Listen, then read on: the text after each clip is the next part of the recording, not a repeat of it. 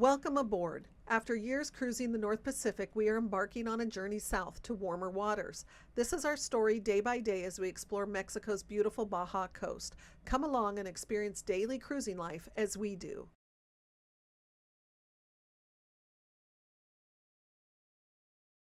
Good morning. It's time to start our little project list. Rosie and I, before she left, made a little bit of an Excel spreadsheet with a list of items, kind of highlighting them by color, which ones we thought were the most important to get to. And actually the reality is none of them are really important. There's really nothing to fix or that's broken on Sea Venture, just some little minor deals. Nothing that, there's no reason we couldn't take off and go cruising or anything like that. And since I've been asked about it, I thought I would answer a question real quick about things breaking down. And Rose and I were talking about this. I recently pointed out in a video that we went 4,078 nautical miles. We cruised from Valdez, Alaska to Cabo San Lucas, Mexico. And over that period of time, when Rose and I went back, there really was no mechanical or system breakdowns for that 4,000 nautical miles. Every switch does what it's intended to do. Every item, I think, on Sea Venture works. Very minor, little, tiny things. But that's about it. So let's get started on our little list of tiny little projects that are just little things to do. Mostly, I think, just to keep me busy. But anyway, let's get going.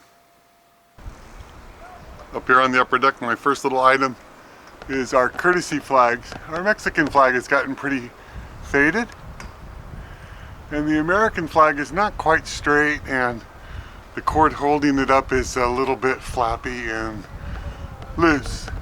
The boom is right in the way. So I've got a new courtesy flag, some wire ties, and wire tie cutter to take care of this. Some of you may wonder about the American flag on the port spreader. This is an option instead of a larger flag off the stern, and it's what almost everyone does in Mexico, because the larger flag on the stern, frankly, in the breeze, which is most of the time, makes a whole lot of noise, especially at night. It makes a lot of noise. So we're just keeping a small American flag on the port spreader, Mexican courtesy flag on the starboard spreader. So let's get the Mexican flag replaced and the American flag tightened up and looking a little better.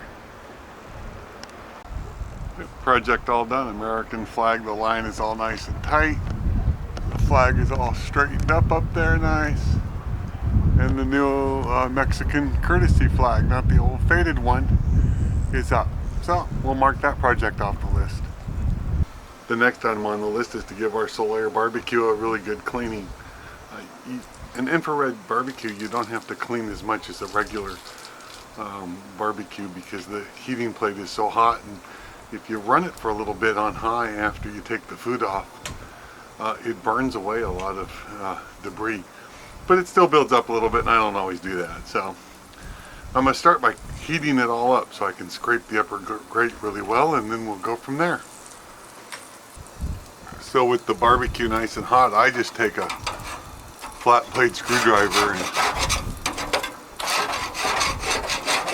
scrub out the little troughs, and you can see that it flames up because that stuff falls down in there and it starts burning. But it's a lot easier, I think, to clean at least the grate part with it hot. So we'll get that done, and then we'll cool it off and go from there. Here in the V-berth of Sea Venture, the next project is under the floor in the V-berth, and it relates to our black water or sewage holding tank sensors that show us the level in the tank. Let me show you what I'm talking about. First off, on project day, Barkley wants to help with everything. So under the carpeted floor here, which we will open up here in a moment, is our black water holding tank. So Sea Venture has an integral fiberglass black water holding tank, like our fuel and water tanks, and it's a 150-gallon tank. This one also behind it represents Barkley's help, is a collision bulkhead wall. that's reinforced wall. So if we had a collision with the bow, even though now we have the bulbous bow, that would probably take care of any kind of real collision. There's also a bulkhead wall there. But anyway, back to our holding tank sensor. There's our sensor unit that shows the level in the tank. Well, this is a series of little floats in the tank and that need to float up to show you the next level. And guess what those little float system gets encrusted with over time? So ours continues to work, but about every 6 months you gotta take it apart, take it out, clean it, and put it back, and if you don't, it will stop working. So let's remove the carpet and access the floor. All right, I've removed the carpet. Now there's 3 hatches to open up, and as you will see, yes, all of Sea Venture's floors are teak floors that we've covered with carpet because it's more warm and it's homey and it was great for Alaska, and I think we'll keep them carpeted, and frankly just it was too much teak before. So let's open this up. Alright, with the hatch removed, we've got the vent line here. This is a port that we can actually see through or shine a flashlight through, and we can physically see the level of the waste in the tank. It also allows us to open it and stick a hose down in there and clean it out. And then there's our sensor unit that we're going to remove today and clean. And I've got it wired to a block here, so you know, so the wiring I can just unscrew and screw back together for the 4 leads, all color coded to match, so it makes it quite a bit easier to remove and clean and do this project. All right, I've got the 4 little wire leads removed, and it takes one of these little tiny micro straight slot screwdrivers to do this terminal block, but no big deal. So now let's see if we can get this baby out of here. All right, I've got it loosened. Now we're going to lift it out together if you really want to see this. And I've got a 5-gallon bucket to put the sensor unit into. So let's see what we got here. Oh, isn't that just a beautiful thing? That's what we're going to work on. All right. And guess what that does? That opens the holding tank up to the boat. So we have a little cap. We're just going to sit on top there to block that, because you'll just be glad the odor doesn't come through the camera. Now time to get this baby cleaned. All done with the actual cleaning. I spared you the trauma of the actual cleaning, which I did out at the end of the dock. So now just get her reinstalled. All reinstalled, so just put the floor back together and we'll cross this item off the list. Alright, circling back to the barbecue now that it cooled off after the holding tank project, I could finish cleaning it. And sorry if it's a little wind noise up here. It's about 15 knots of wind today in the marina, pretty breezy. But I got it all cleaned up. I think it's looking pretty good for being a few years old. One thing I really like about the Solaire barbecues, and I've already talked about our barbecue in other videos, is this is the burn chamber thing, this big guy, that makes the infrared versus the open flame. But what's nice is it really easily comes out, and it just leaves you with an open, stainless steel cavern that's not too difficult to clean. And I think ours is doing okay. I think, as Rosie may have mentioned before, it's 3 or 4 years old, and we use it a lot. But just getting it clean now. Let's get her back together. Burner assembly's back in. It goes in really easily. And then we'll just get our grate on, and then I think we'll go ahead and heat this baby up to 500 degrees for 10 or 15 minutes on high to kind of burn off all the whatever cleaning and whatever else is left, and we'll call this project done. Alright, she's nice and hot now, and I don't know if you can see through the grate, but down to the burner panel, but I'll try to show a little bit of it. So there's still a little bit of residual on that, but you heat this baby up and that stuff just vaporizes anything that's on it. So this is good and ready to barbecue later today. So I thought I'd show you these sport fishing boats here.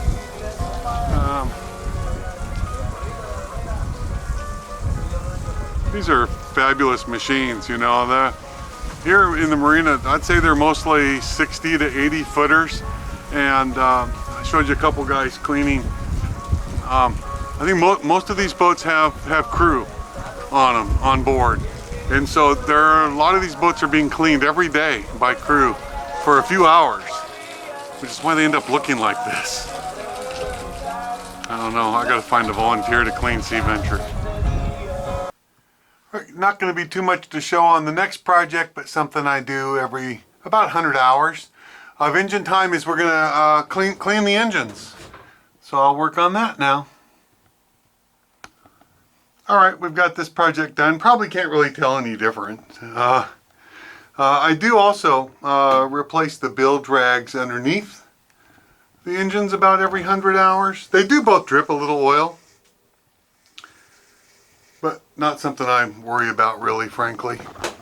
And I don't obsess with the cleaning. I just, wipe off any little oil anywhere and the dust and look for anything that looks odd or out of place. Otherwise, that's it. We'll call that project done. The next project on the list is to Kiwi Grip the deck, the walk-around deck, going down both sides of the boat. So the Kiwi Grip is the gray non-stick that's painted over the all grip paint. Everything on Sea Venture has been painted, and all the white you see everywhere on the boat is all grip paint. But the deck coating, it's kind of hard to see, I think, in the sun, I'm not sure. We're going to recoat. This is the Kiwi Grip. It actually comes in a box with multiple bags, but I got rid of the box. And what gives it its non-skid is that it's a pretty thick material, and it has a special Kiwi Grip roller you put it on, and depending on how you manipulate the roller depends how thick it is. But for recoating, I just thin it with a little bit of water. It's a water-based system, so you can thin it with some water and just use a cheap disposable brush. And I'm just careful on the edge and don't even bother to tape off. You don't need it, because if any gets on the all grip, it easily wipes off, and it's all. So it's good. So let's go spend some time Kiwi gripping. And I know there's lots of light, probably making lots of shadows and stuff, but yeah, so we get some little specks on it and stuff, some little rust spots and some spots where some of the white starts to show through, or it's a little dirty on the edge, and so we like to redo it. The back deck there through the screen, we're still working on finishing after removing the teak. So all the decks on Sea Venture were originally teak, and we've removed all the teak, and so now it's just time to recoat the Kiwi. So I really can't hold the camera and do this one-handed too much, but I can a little bit. I mean, there's no science to this. You just, brush it on. Go along the edge carefully. And it recoats it and makes it nice and all fresh and new. So that's the plan. Alright, probably got to show you this in the shade a little bit so you can actually see it, not half sun, half shade. But first section is done. And just I'll do a few sections a day until this is done. We do need to touch up the all grip paint as well, but it's more complex, the mixing and painting, and so we'll wait till we're doing some other all grip painting before we do that.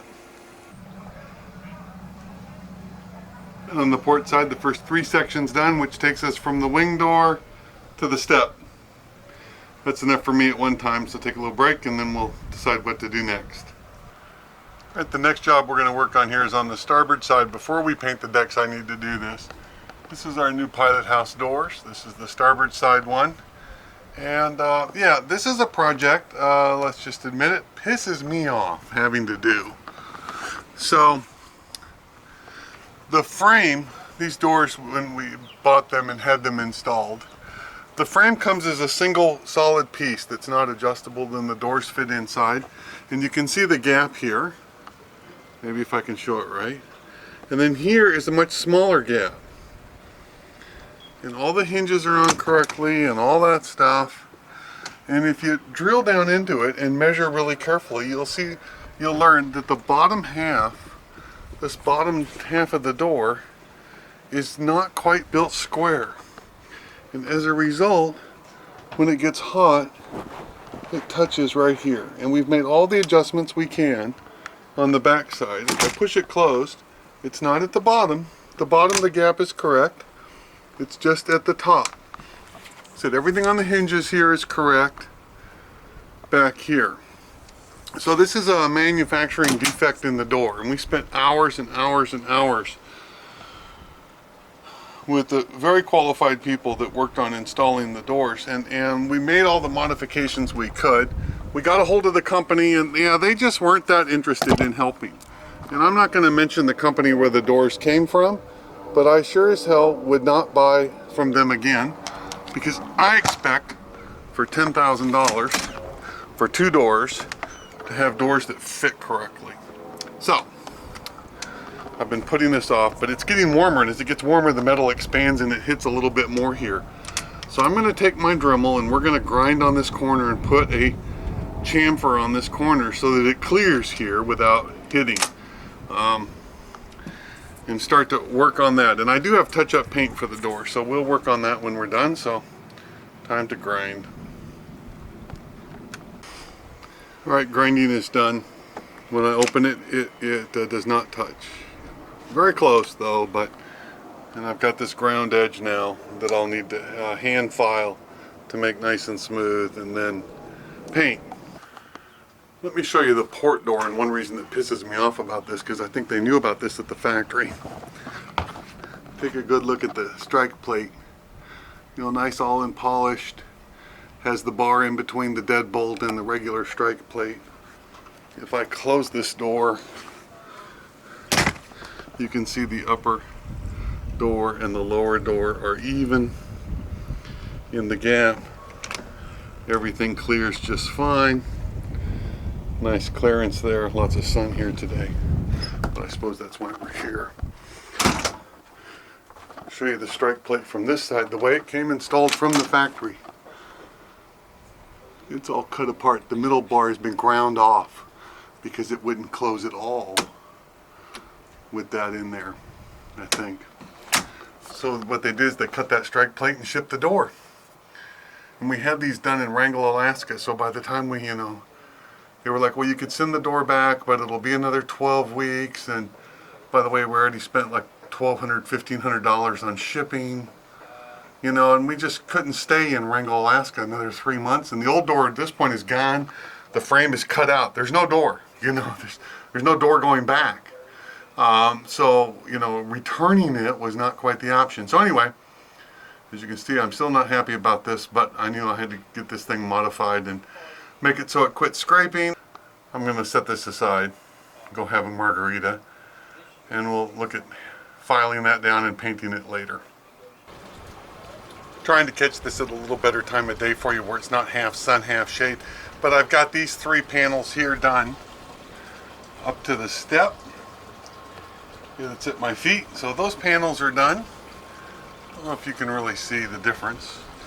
And then when we move on to panels that aren't done, there's just some dirt and crud and a few little spots where it's a little bit chipped off and could be made to look much, I think, better. So we'll just keep plugging away on this project over the next few days. Hired the local diver that I think spends all day on our dock every day. So getting the bottom of Sea Venture cleaned. Again, it's been about a month since we were at Ensenada and got it done, so it's time again. And so getting the bottom all cleaned. As I continue to work on these fairly boring little projects, I just thought I would mention there are a few projects I didn't bother to film because there's really nothing to film and it would be like way too boring. A bunch of stainless polishing we've gotten done. Changed the transmission oil in our Borg-Warner CR2 transmissions, which is like literally pump out 2 quarts, pour in 2 quarts. That's all there is to it. Change the zincs that are built into the engine cooling system. What else have we done? Little tasks. A bunch of little stuff. Plus I'm not gonna, that would be horribly boring to show you the regular stuff like you do at home, clean windows, vacuum, laundry, dust, etc.